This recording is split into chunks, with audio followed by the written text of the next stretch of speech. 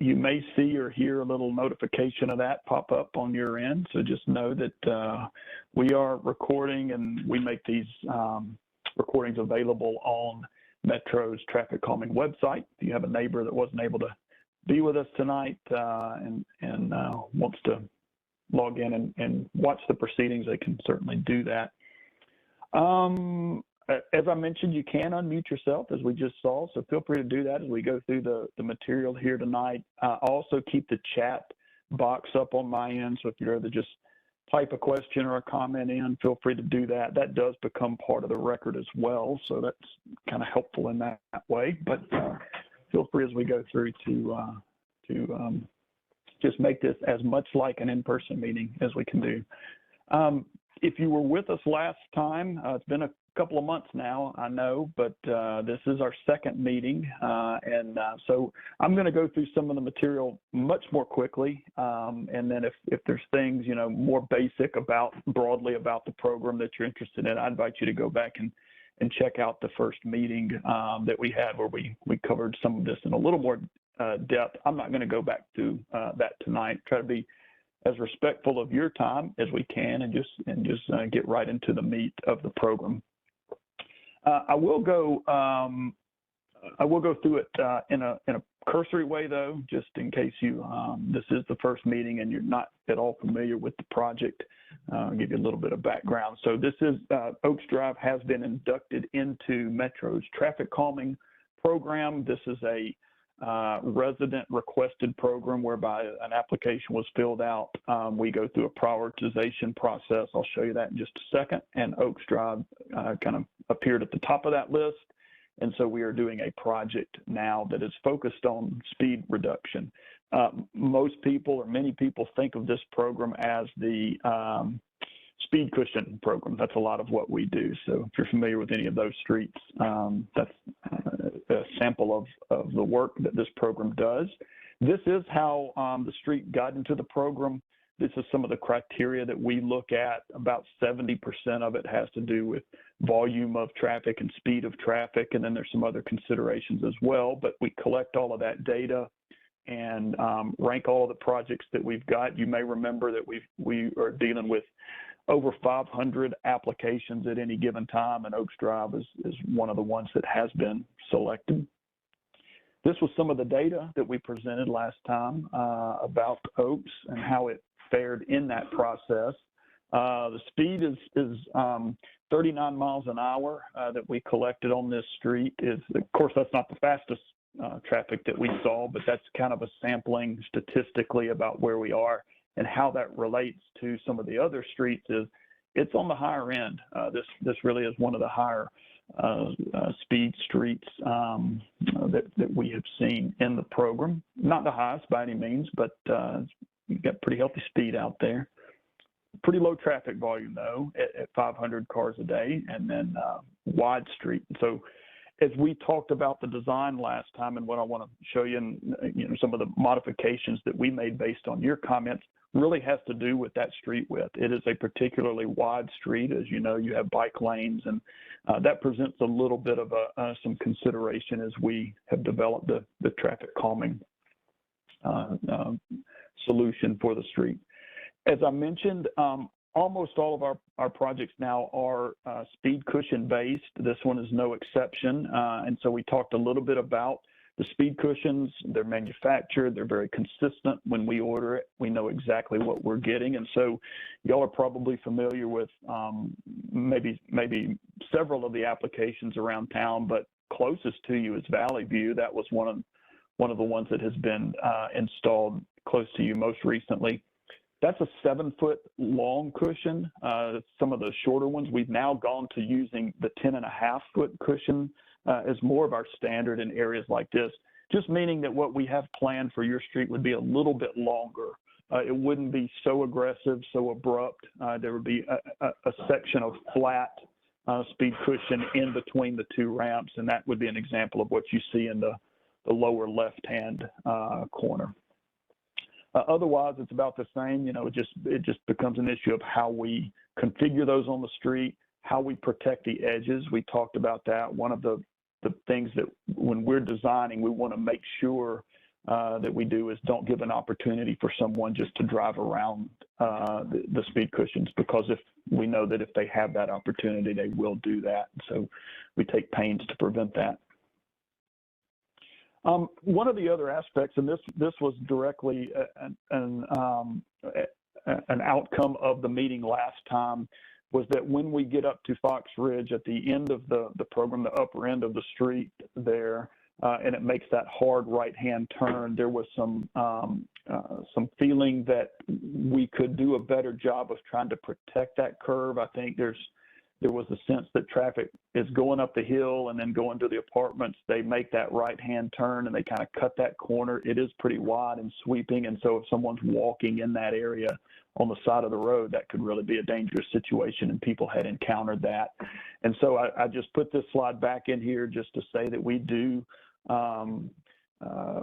some of that type of work at intersections. We call them bulb outs, where we take a particularly wide street and try to narrow that, and that tends to have a slowing effect on traffic. So I'll show you that example of what we've got here in just a second. This is the image that I showed you last time that we talked from, that is a typical concept that we do for a first meeting like we had. And so we had 3 traffic speed cushion locations, and talked a little bit more about how those would be configured. But we're going to go one step further tonight as I move into showing you the proposed design plans for the project. We still have 3 speed cushion locations. We have not changed that. We liked our spacing. I think there was general consensus that the spacing and all was good. And so this is what you're looking at here is it's really the page in terms of the speed cushion layout from the actual design plans. We'll talk about this in a second, but we're going to make these available on the NDOT's website, so you'll have the ability to pull this up and zoom in and do whatever you want to with as much detail as you want to see it in the future. But this is what our actual design plans look like. So the locations are all the same. You just see a little more detail here. You can tell, for instance, how far it is from a driveway and exactly where we're proposing these to be located. So that's really no different than last time. Moving up toward Fox Ridge, this is where we have a detail about what we think we should do for that corner. And again, you have the bike lane there next to the curb, which probably gets at least as much, probably more walking traffic than it does biking traffic. I would imagine, as you walk in your neighborhood, you're probably walking in that bike lane. It kind of serves as your sidewalk in a sense. And so instead of just sort of petering out at the curve, we're going to actually extend it into the roadway. You see on the blow up on the left, that line would indicate that we're going to take the white striping and push it out into the lane and make that really a sharper curve, which just means that you're going to have to slow down to go around that. Now you can swing out into the other lane, but aside from that, it's just going to feel like a sharper curve, more like what you would have pulling into or out of a typical intersection. Right now, that's a very wide sweeping curve, plus people, as we mentioned, kind of veer over into that bike lane to make it even more gradual, and that just lets them round that turn even faster. Not only is there paint, but we would have a series of white delineators. You may have noticed some of those in some previous pictures. You've probably seen some of these around different places. They're just the white sticks that stick up. They are flexible. You can run over them. You don't want to, but you can. It won't do any real damage to your car, make a loud noise, and those things will spring back up. But those would be just to additionally reinforce the fact that you can't just drive through here at high speed. You do have to slow down and round that turn. And then I'll show you one other aspect to this, and then we'll be quiet and let you ask questions or share what you want to about it. The other aspect to this is not just that we have speed cushions on the street, but then as we talked about, how do we prevent people from driving around those? And I showed you a concept last time where we had a little bit of a different delineator configuration. We had some over in the bike lane. We talked to the bike lane folks. They're not crazy about that, as you would imagine. And so what we've done is pull those back and just space them along the inside lane of the bike lane and just put a series of 3. That still leaves 6 feet of clear bike lane. We don't typically like that much room on a speed cushion, but given the fact now that, you know, a driver would have to drive in between those delineators and a curb, we don't think that's too much of a risk. We don't think that's really going to happen. 6 feet is still very narrow. Most cars won't fit in there, but particularly given those delineators, we think that's a pretty good compromise to keep the bike lane clear and still prevent people from driving around the speed cushion configuration. I hope that little sketch there is readable to you. This is like what our contractor uses as they lay these out and make sure we're clear for them. So if you've got any questions about that, feel free. That's really it in terms of the details of the proposal. 3 cushion locations with some delineators, and then the shortening the turn radius up there at the intersection. So, what questions or comments does anyone have?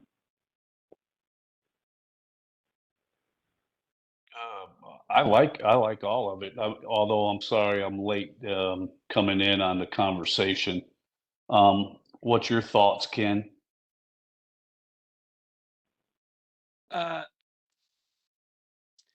I don't know. It seems like that's going to be a really tight turn up there.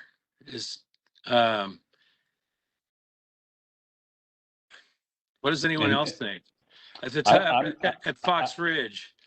I mean, personally, you know, me being, you know, professional, as if you want to give me the title of professional driver, I've been driving out on the roads for 40 years. I like it. I mean, because yeah, I mean, because and of course, unless you think it's, you know, is it going to? I mean, is it? I mean, for us here in the neighborhood, we're looking to come in and out of the neighborhood as slow and safe as possible, and we would like that everybody else has to do the same thing, even if it's a little inconvenient. You know, making that swing around there. You're talking about right at the corner of your house, right there, right at Fox Ridge. Correct. Yeah, and again, I mean, if you know, trucks can obviously, can trucks maneuver that pretty good? Straight trucks, or we don't have a lot of tractor trailers. Jeff, can you pull up Yeah. that slide while we're talking about it? Yeah, sure. That blow up of it. We do So have I a can lot give a little. of Amazon and Yeah. UPS trucks, though. Yeah. Yeah, that's helpful, and I'll give you a little more context. So what we're proposing here is a 25-foot radius. Okay, that probably doesn't mean a lot to you, but I did look at where else might we have a 25-foot radius. So when new streets are brought into Metro, you know, in subdivisions and things, they're going back to more of a shorter radius like this. Now, if you go in some of our most urban neighborhoods, Germantown and places, you're going to have 10-foot, 15-foot radius. It's going to, and those feel really tight. The closest example I could find, I thought this was kind of interesting. So if you go back down Old Hickory Boulevard and you go to Valley View, one side of the street is Valley View. The other side of the street is into the, I still think, the American General, you know, the little strip center where the corner pub and all that kind of stuff is, right? Mm-hmm. On that side, that radius is right at 25 feet. On the Valley View side, the radius is about 30 feet. So if you go down there and drive that, and you'll get a sense of what that feels like. And, you know, that one's a little tighter than the other. The development side, you know, TDOT built one side, the developer built the other side, and they, you know, going into developments in and out, you know, have a little more freedom to choose some of the design standards that they use. So that'll give you a sense about how tight it is. I think you'll notice the difference, but It's certainly not something that's, aggressive that is not found in a lot of neighborhoods elsewhere. So yeah, trash trucks, brush trucks, Amazon, they're not going to have any problem navigating it. It's not that abrupt, but it is just it's going to feel like you need to slow down a little bit to around that time. Yeah, and that's exactly what we're looking to do. My question too is, I mean, coming around the curve there off of Oaks Drive onto whatever that road, I'm sorry, I keep forgetting the name of it, Fox Ridge there. Fox So Ridge, the people coming down towards Oaks Drive, if they're cutting that corner pretty sharp, or are people prone to have like little head-on collisions right there? You're pushing it over towards the other lane a little bit, right? Mm-hmm. Yeah, it's certainly putting traffic closer together potentially, but I mean, we wouldn't foresee any issues. The sight distance doesn't change here, just because we have those sticks sticking up. You can still see all of that area pretty good. If you're coming down the hill at Fox Ridge and going to make a left on to Oaks, it doesn't change your path of travel in theory. Now, I don't know how people are driving that today. I'll sit out there and watch, and my luck is nobody ever comes when I do that, and I want to see how traffic drives that. That is a very low volume approach, as y'all know. And so I don't know if people are kind of cutting over and getting in the other lane now. I really don't have a feel for that. If they're doing that, they're probably totally ignoring the stop sign that's there. Most people will at least hold their lane up till they get to the stop sign and then kind of slow down. So they're probably not very affected, but yeah, it would push anybody that's turning the other way, going up into Fox Ridge a little bit closer to that oncoming lane. Well, the issue is here too, I think, Jeff, is there's really not lines dividing each side of the road, for anybody. You know what I mean? I mean, you can see like there's a piece, there's like dark tar going down the middle there. So when you're, when you're circling that, there's not anything, there's not lines there that people would tend to stay over in between their lines, when they make that turn. Is that something that you guys are able to do as far as putting lines on the road? We can, as part of this program. We talked about that last time, and we said, you have to be really careful when you introduce a center line. In this case, it'd probably be a double solid yellow center line. Sometimes that gives the people the indication that this is a more major street and that, that higher speeds are to be expected. So if we just leave it as the shared space that it is now, I see. I think I would probably opt for that, but yeah, you certainly could do that, and it's something we did consider. No, I mean, you guys know what. Yeah, I mean, I think that we're all in agreement that we're just trying to, get the safest thing, installed and slow these people down, because actually it's just seems to be getting progressively worse on, not as far as the amount of traffic, but the speeders are as well. Yeah. And keep in mind, and we sorry. Go ahead, Katie. Sorry. We're just talking about the left-hand turn. I have less of a problem with this intersection than the other side of Fox Ridge. Stonebrook, they will cut that left-hand turn, and they will cut off people sitting on Stonebrook where they don't have they can't go straight and they can't even be in the lane. They'll just cut you off.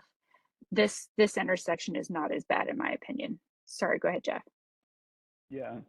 Well, and the other thing, and we'll remind folks sometimes as we hone in on one particular issue like we're looking at here, keep in mind when these speed cushions go in, it kind of changes everything too.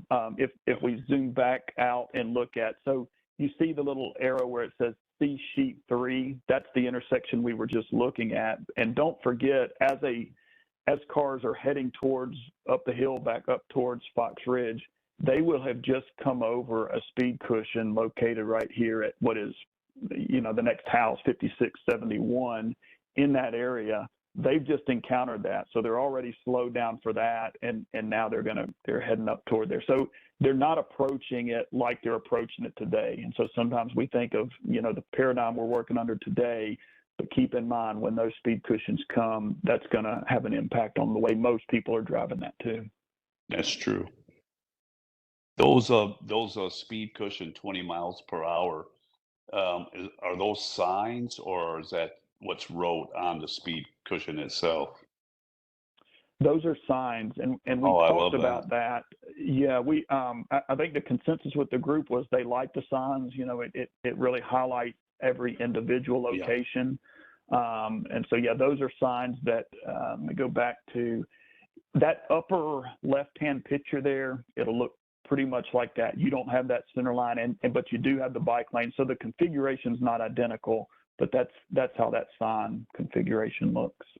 It looks great. And do those cushions, do they come in different heights? I think I might have asked that the last meeting. I'm not sure. I don't mean to be redundant. I was just wondering if those come in different heights. They don't come in different heights. All the heights in terms of like the thickness of them is always 3 inches.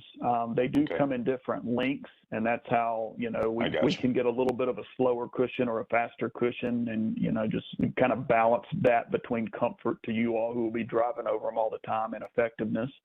But the height's is always 3 inches. And you mentioned about markings. Is anything written on the cushion itself? This is exactly the marking you'll see, that little double yellow arrow based on the direction. Love it. Are we going to be using the 10.5 foot cushions on this one? Yes, 10.5 foot. As we've gone, as we have learned in this program over the past few years, we've settled in on 10.5 as kind of the default. If we've got a good reason to go to 7 or to go to 14, we'll do that. But in a kind of a suburban area, you guys have nice setbacks off the road. Really, we start at 10.5, and so that's where I think we ought to be for this one. I love it. I love it. Sorry, pardon me? Go ahead. No, you go ahead. I was just going to repeat myself. I just anything that is going to slow this traffic down.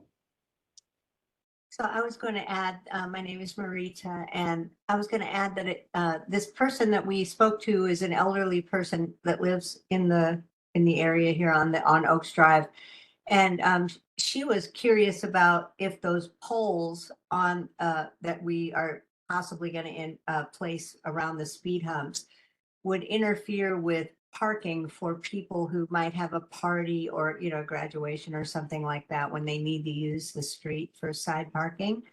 And so I wanted to ask that, and if you had a picture of what that might look like. I see a picture here in the bottom right of what you have up, but it's not doesn't have as many poles as you're suggesting for us. So do you have a photograph of what that might look like, Jeff? Not really. This isn't a great one here. I mean, this is a picture of a bulb out where the idea is the same, but in this case, we're pushing those poles out along that line, and we do have more of them because we're trying to, we're trying to do that over a length of the street. Right. And I was actually asking about where the speed humps are, the white poles. I'm sorry. No, Okay. that's okay. No, that makes total sense. It will probably. I mean, if someone gets in there behind that and wants to park in that where it says 6 feet, I mean, it's a bike lane, so technically you're not supposed to, but I don't think anybody's going to tell on you.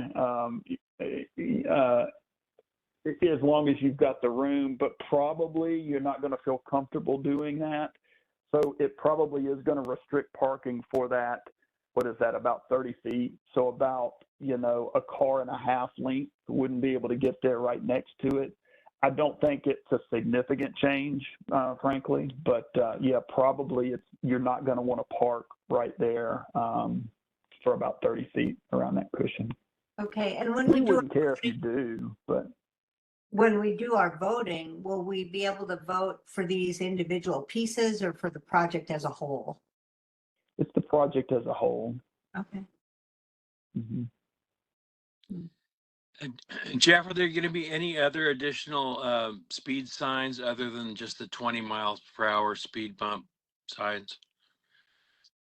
We did talk about that. I know y'all expressed that in terms of what may or may not be posted out there. So NDOT has that information. And again, I would reinforce, although we tell them and they say they're looking into it and all that, go to that Hub Nashville and make that a comment. They will have to give you a response back. And so if you want to say, you know, please make sure it's posted 25 miles an hour on both ends of the street. I would encourage you to do that, but we don't have it in our plans to do that. That's kind of done as a separate, it's done by their traffic technicians sort of under a separate process. So what we showed you would just be the signs that we would do as part of this. Jeff, I have a question about Go ahead. Okay. I have a question about this image. The 10 feet on the left-hand side between the two white poles, wouldn't that be 6 feet instead of 10? So wouldn't that the full thing be 16 feet? Say that one more time. Yeah, whereas I said 30 feet. The image before. So you're blocking 16 feet on the left and 16 feet on the right, but slightly offset on each side of the road is all you're blocking. Are you talking about this image here with the previous image? the that corner? one. So on the Okay. left-hand side, you're showing the white, no, right. You were there.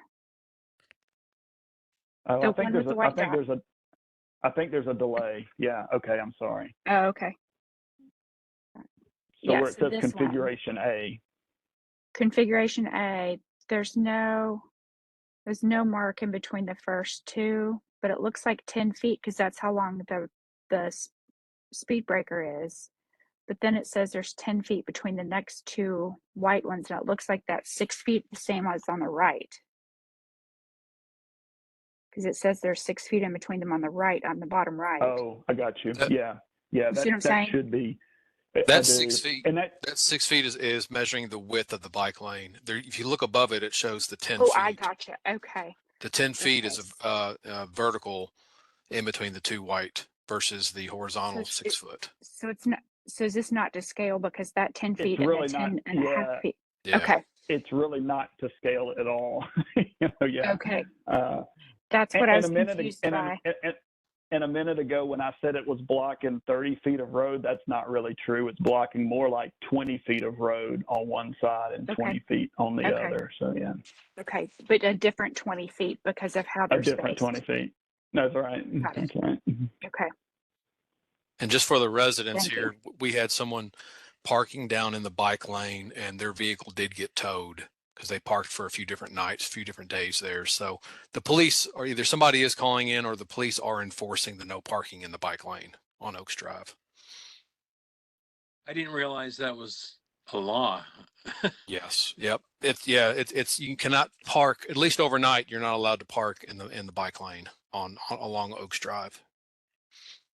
We have a luxurious parking pad that you can use in Court C. So Yeah, if That's for HOAers.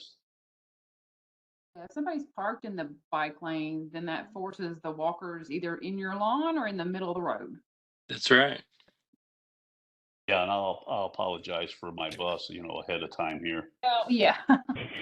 Well, I don't think they're really going to tow your bus. and Keith, if you ask nicely, Yeah, if you ask nicely, the HOAers might let you park on the parking pad.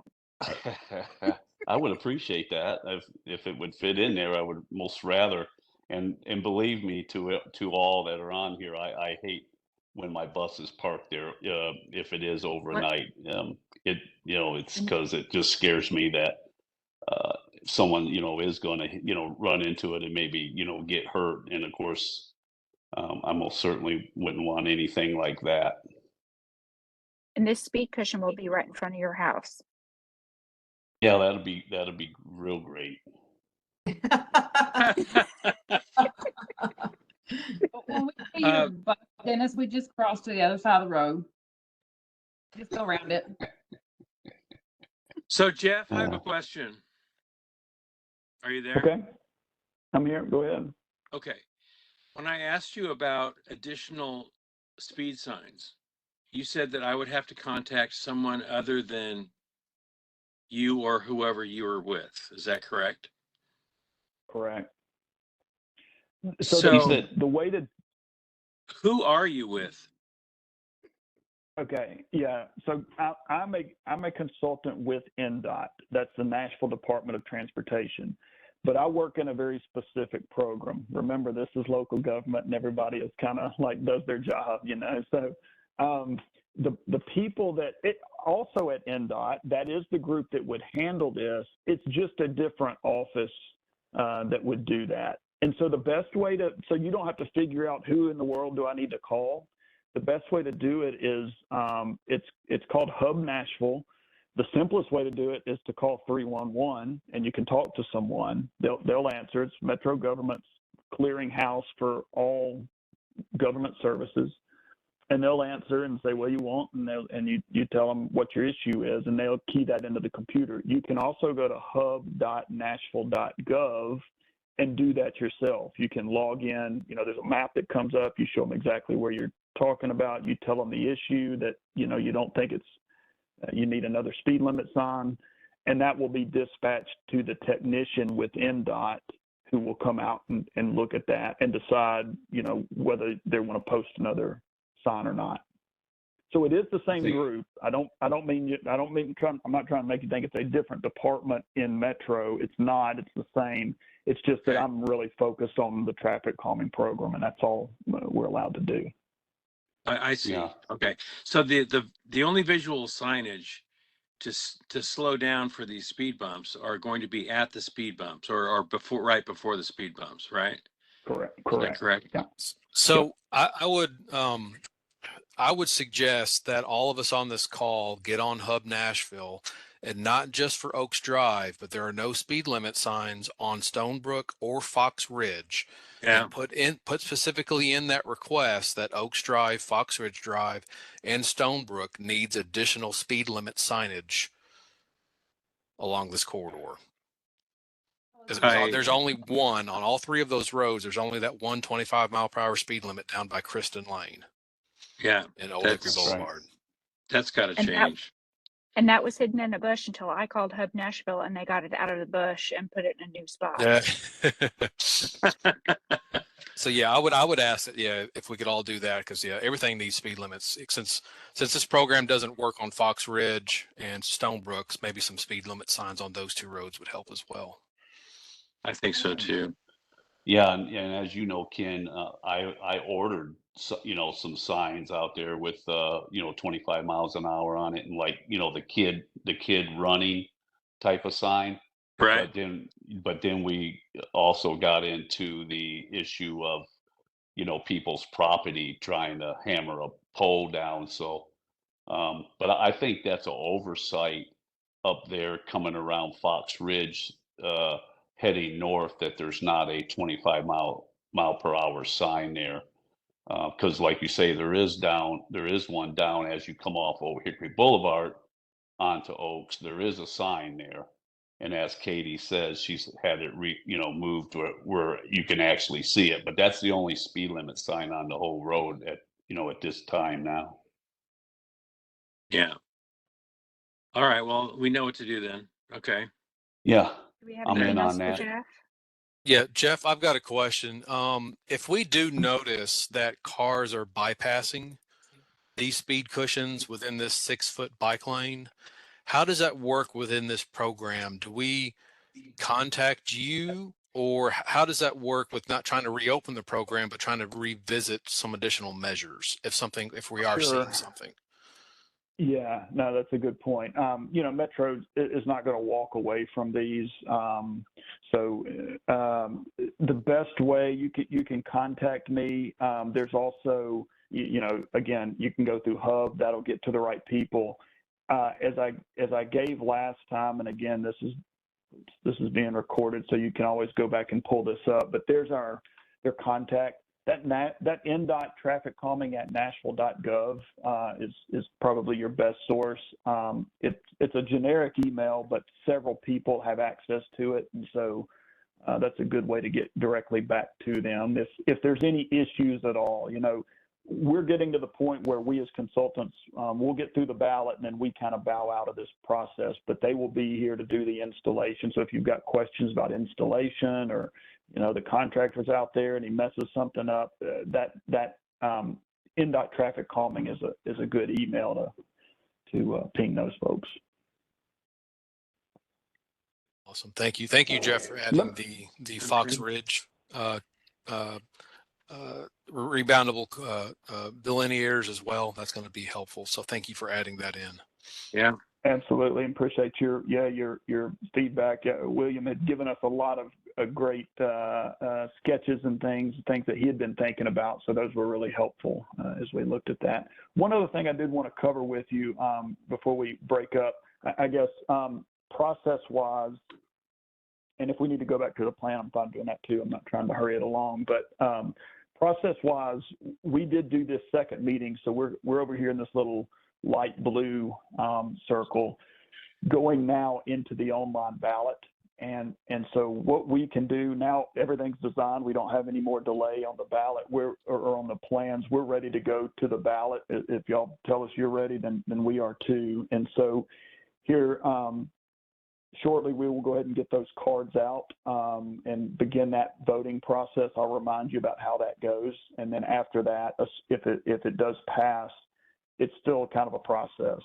Nothing we have to do. It's just a waiting game at that point. So right now, these projects, even after the ballot closes, are about a 12-month wait. And NDOT's working on that. Hopefully they can speed that up, but that's just where they are currently. But a little bit more about the ballot, just to remind you, we will be sending that out to the property owners whose property abuts this section of Oaks Drive.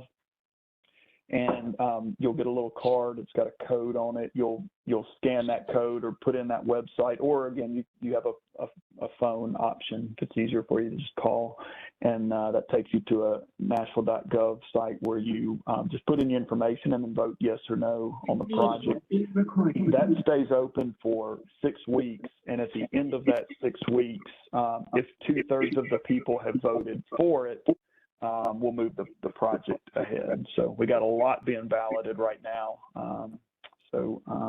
Anyway, that's how that works. And then just the people that are eligible to vote, you see those here again. This one has some different things. You've got some homeowner associations, and you've got some people that kind of own property in common from a little bit of a different standpoint, but anyway, this is how we've selected those people on that. Businesses don't vote. I don't think we have any that's commercial property. I don't know that we may have a vacant lot, but if anything is vacant, we don't poll that. If anybody owns more than one piece of property, we only send that owner one ballot. So anyway, that's how that works. Is there a quorum? There is not a quorum. There used to be. The way people still remember that, it used to be that you had to go door to door, and it was a petition process where 70% of the eligible owners had to sign on to it. We were finding that to be very, very difficult as you have more and more out-of-town owners and people that just don't come to their door anymore. That was presenting some real challenges. So we've gone to this online process, and it's just like a real election. You only count if you vote. If you don't vote, you don't count against the total. We just look at of the people that do vote are 2/3 in favor. that's good. I like that. Yeah, I like that. Of course, you guys all know I'm excited for it to be able to get it as soon as possible. So I'm ready to vote as soon as possible. So we're looking at more than a year now. Is that right? If it passes, yeah, it'll still be in that queue. They did recently bring on another. It's been one contractor. It's the same contractor that does all the striping, and they do all the striping for TDOT and if anybody's looking for a good business opportunity, it seems to be, you know, roadway striping work, because I don't think there's enough capacity in that area. But they just recently brought on another contractor who's helping out some, so I hope they'll be able to make some steps to speeding that up. But it is a long wait at this point, too long.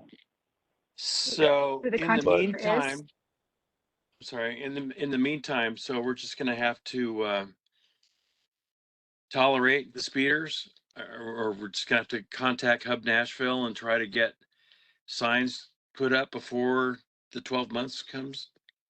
Yeah, you can do that. You can you may have put in the request for the speed trailer. I think it's got its own weight. I don't even know what it is now, but I mean it's not immediate. But you might get them to bring the trailer out. You know, that's just a feedback, you know, radar feedback mobile sign that they can put out there. But that's about it, unless you can convince. I live real close to y'all. I think we're all in the Midtown Police Precinct, which kind of blows my mind that our police is all the way up in 12 South. But unless you can convince them to bring a cruiser out and write tickets, and it sounds like they may have been doing some parking enforcement, so that's good. Maybe they'll do some speed enforcement in the meantime. I don't know. Do you know who the contractor is who's doing the striping?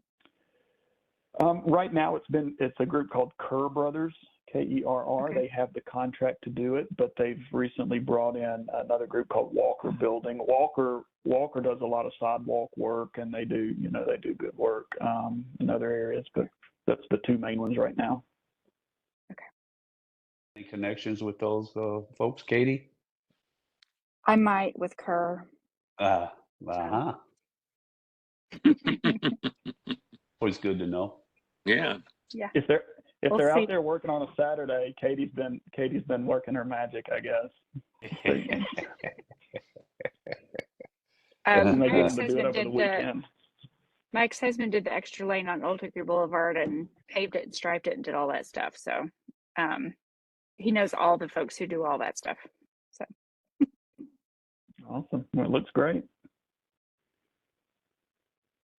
All righty. What else? I'm good. I'm good with moving on the process personally. I second Keith's motion. Third. All right. Well, it's Wednesday. I can probably get these cards in the mail before I like to start and stop these ballots on a Friday, but we leave the things open for 6 weeks. So if y'all are ready, I can go ahead and get those cards to NDOT tomorrow probably, and then go ahead and you'll start receiving them first of next week, and then we'll go ahead and start that clock on that 6-week process. Perfect. Right. So does each household get one vote? Is that how that works? Yes, sir. Yeah, good clarification. Yeah, it's Okay. we get a lot of people that every member of the household votes, but we only take the last one. So if you and another member of your household have a difference of opinion on how you want to vote, just keep in mind it's whoever votes last is the one we keep. Okay, got it. Well, personally, I want to thank Jeff so much, and William, your input as well, and Absolutely. everybody else involved in the process. And you and Personally. Katie. Yeah, definitely. Thank you. Thank you all. Yeah. Well, thanks everybody. Sorry it was so long getting back to you, but I think we're in a good spot now. Look forward to moving this forward, and it's been a pleasure working with you. Thank you. Thank you again. You too. Thank you, Jeff. All right. Thank you. Have a good evening. You too. See y'all. Good night.